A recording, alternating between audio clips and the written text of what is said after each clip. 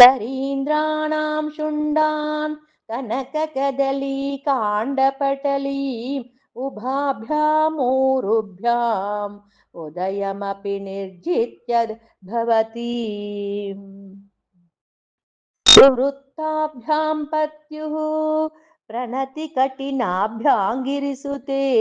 विदिग्धे जानुभ्यां विबुधकरिकुम्भद्वयमसि करीन्द्राणां शुण्डान् कनककदली काण्डपटलीं करीन्द्राणां शुण्डान् कनककदली काण्डपटलीं करीन्द्राणां शुण्डान् कनककदलीकाण्डपटलीं करीन्द्राणां शुण्डान् कनककदलीकाण्डपटलीम् उभाभ्या मूरुभ्या उभयमसि निर्जित्य भवति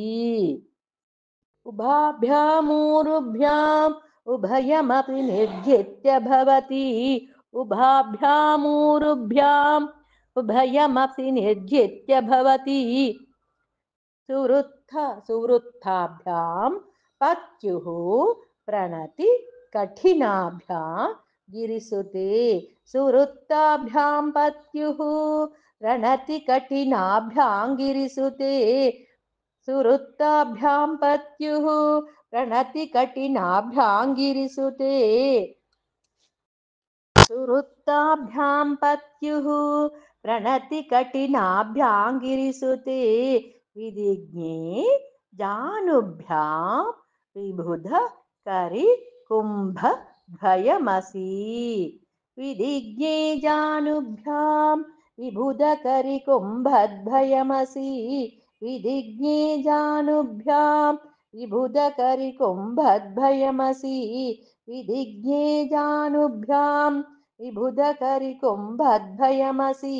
करीन्द्राणां शुण्डान् कनककदलीकाण्डपटलीम् उभाभ्यामूरुभ्याम् उभयमपि निर्जित्य भवति सुवृत्ताभ्यां पत्युः प्रणतिकठिनाभ्यां गिरिसुते विदिग्ने जानुभ्याम् विबुधकरिकुम्भद्वयमसि।